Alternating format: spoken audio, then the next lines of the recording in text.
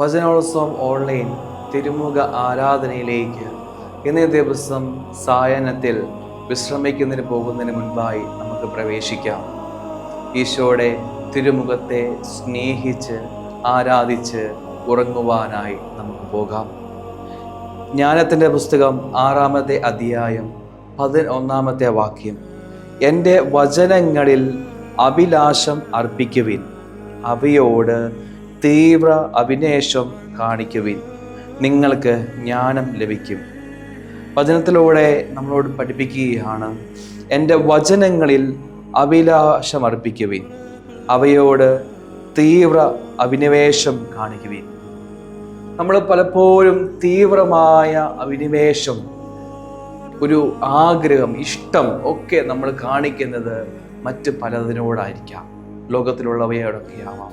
പക്ഷേ ഈശോയുടെ വചനങ്ങളിൽ നമ്മൾ എത്രമാത്രം ഇഷ്ടം കൊടുക്കുന്നുണ്ട്, ഈശോ അരുളി ചെയ്ത വചനങ്ങളെ എത്രമാത്രം നമ്മൾ സ്നേഹിക്കുന്നുണ്ട്, എത്രത്തോളം നമ്മൾ ഹൃദയത്തോട് ചേർത്ത് പിടിക്കുന്നുണ്ട്. നമുക്ക് മൊബൈൽ ഫോൺ ആകട്ടെ, ടി വി ആകട്ടെ, മറ്റ് ഗാഡ്ജറ്റ്സുകളാവട്ടെ, വാഹനങ്ങളാവട്ടെ, ജോലിയാകട്ടെ, പണമാകട്ടെ, ഇതിനോടെല്ലാം തീവ്രമായ ഒരു അഭിനിവേശം നമ്മൾ കാണിക്കാറുണ്ട്. പക്ഷേ അതിനേക്കാൾ അധികമായിട്ട് വചനത്തോട് നമ്മൾ എത്രമാത്രം അഭിനിവേശം കാണിക്കുന്നുണ്ട്. അപ്പോൾ ഈ രാത്രിയിൽ ഉറങ്ങാൻ പോകുന്നതിന് മുൻപായിട്ട് ഈശോയുടെ തിരുമുഖത്തോട് ചേർന്ന് നിൽക്കുന്ന സമയത്ത് ഈശോയുടെ നാവിൽ നിന്നും അരുളി ചെയ്ത വചനങ്ങളോട് വലിയ ഒരു ഇഷ്ടം കാണിക്കുവാൻ നമുക്ക് തീരുമാനമെടുക്കാം. ഈശോയുടെ വചനത്തെ സ്നേഹിച്ചുകൊണ്ട് നമുക്ക് ഈശോയുടെ കൂടെ സഞ്ചരിക്കുവാൻ നമുക്ക് സാധിക്കട്ടെ. ഒരു ഗാനത്തിൻ്റെ ഇരടിയോട് ചേർന്ന് വചനത്തോട് ചേർന്നുള്ള ജീവിതം, വചനത്തോട് അഗാധമായ ഒരു ഇഷ്ടം, വചനം വായിക്കുവാൻ ഇഷ്ടം, വചനം വായിച്ച് ജീവിക്കുവാനുള്ള ഇഷ്ടം തരണമേ എന്ന് ഈശോയോട് നമുക്ക് പാടി പ്രാർത്ഥിക്കാം.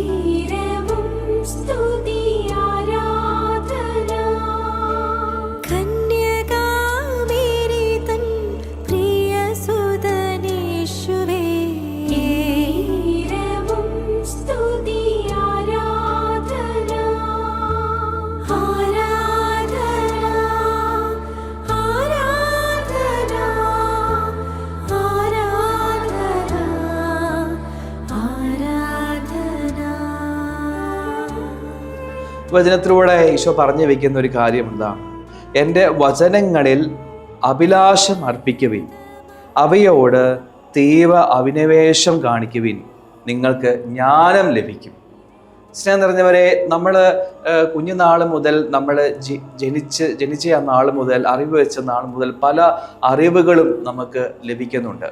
നമ്മുടെ സ്കൂളിൽ പോയി നമ്മൾ പഠിക്കുന്ന വഴിയായിട്ട്, ചുറ്റുപാടും നിരീക്ഷിക്കുന്ന വഴിയായിട്ട്, കൂട്ടുകാർ വഴിയായിട്ട്, ടി വിയിലൂടെ, അങ്ങനെ പല കാര്യങ്ങളിലൂടെയും പുസ്തകങ്ങളിലൂടെയും ഒക്കെ നമുക്ക് ഡയറക്റ്റായിട്ടും ഇൻഡയറക്റ്റായിട്ടും ഒത്തിരി അറിവുകൾ നമുക്ക് ലഭിക്കുന്നു. ഈ അറിവുകളാണ് നമ്മുടെ ഉള്ളിൽ നമുക്ക് ലഭിക്കുന്നത്. ആ അറിവ് നമുക്ക് ജീവിക്കാൻ ആവശ്യമാണ്. എങ്കിലും അത് നമ്മുടെ ആത്മീയ മനുഷ്യനെ വളർത്താൻ എത്രത്തോളം അതെല്ലാം ഉപകരിക്കുന്നുണ്ട്?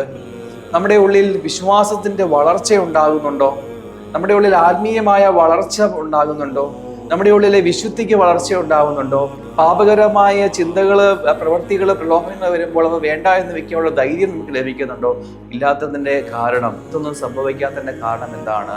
ജ്ഞാനം ലഭിക്കാത്തതുകൊണ്ടാണ്. ദൈവികമായ ജ്ഞാനം, ആ അനുഭവം, ആ ഒരു ജ്ഞാനം നമുക്ക് കിട്ടണമെങ്കിൽ അത് നമ്മൾ ദൈവികമായ കാര്യങ്ങളെപ്പറ്റി പഠിക്കണം. അത് വചനത്തിലൂടെയാണ്. ഈശോയെപ്പറ്റി പഠിക്കാനും ദൈവത്തെ പറ്റി പഠിക്കാനും ദൈവികമായ ആത്മീയമായ ജീവിതത്തിൽ ആവശ്യമായിട്ടുള്ള ജ്ഞാനം നമുക്ക് ലഭിക്കുന്നത് വചനത്തിലൂടെയാണ്. വചനം വായിക്കുമ്പോൾ ജ്ഞാനം ലഭിക്കും. ജ്ഞാനം ലഭിക്കുവാൻ വേണ്ടി ആഗ്രഹിച്ചുകൊണ്ട് വചനം വായിക്കുന്നവരാകാം. ഈശോയുടെ ആശീർവാദം സ്വീകരിക്കുമ്പോൾ നമുക്ക് പ്രാർത്ഥനയായിട്ട് വയ്ക്കാം. കർത്താവേ, ഈശോയെ, അങ്ങയുടെ വചനങ്ങൾ വായിച്ച് മനസ്സിലാക്കി ജീവിക്കുവാൻ ഉള്ള കൃപ ഞങ്ങൾക്ക് നൽകണമേ എന്ന് ഈശോയോട് പ്രാർത്ഥിച്ചുകൊണ്ട് ഈശോയുടെ ആശീർവാദം നമുക്ക് സ്വീകരിക്കാം. പരിശുദ്ധ പരമ